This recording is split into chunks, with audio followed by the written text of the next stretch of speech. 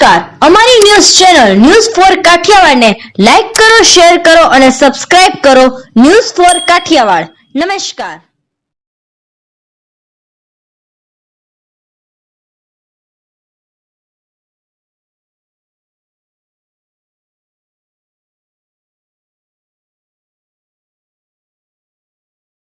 C division police PI Savaj પર હુમલો કરનાર આરોપીનું રિકન્સ્ટ્રક્શન.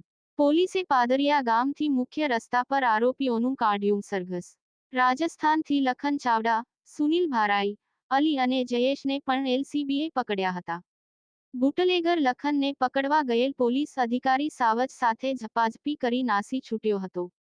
પોલીસે ગઈકાલ પકડી લીધા. આજ રિકન્સ્ટ્રક્શન કરવામાં આવ્યું હતું.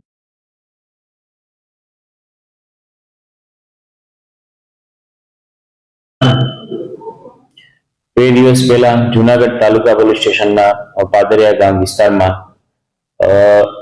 પ્રોહિબિશનના વોન્ટેડ આરોપી લખન મેરુ ચાવડાએ C division police inspector Shri Vatsal Savaj પર હુમલો કરેલો અને ફરજ રૂકાવટ કરેલી. આ ગુનાના કામે અન્ય અજાણ્યા 7 થી 8 ઇસમો પણ હોય. જુનાગઢ ક્રાઇમ બ્રાન્ચ દ્વારા લખન મેરુ ચાવડા, સુનિલ લાખા ભારાઈ, અલી ઉર્ફે બબલુ મકરાણી, જયેશ ઉર્ફે ઇલુ, આ 4 શખ્સોને છે રાજસ્થાનના જોધપુર ખાતેથી પકડી પાડેલા છે.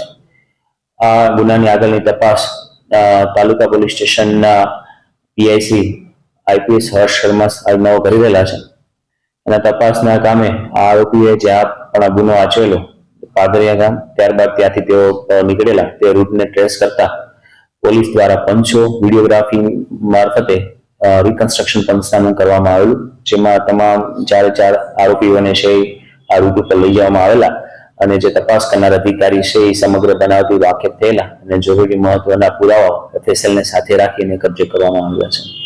આરોપી મુખ્ય છે એમાં કયા પ્રકારના ગુનાઓ? મુખ્ય આરોપી લખન ચાવડા વિરુદ્ધ છે કુલ 38 જેટલા ગુના છે, જેમાં 2 મારામારીના અને આ સિવાયના 35 જેટલા છે પ્રોહિબિશનના ગુનાઓ જુનાગઢ અને રાજકોટ રૂરલ પોલીસ સ્ટેશન વિસ્તારમાં નોંધાયેલા છે.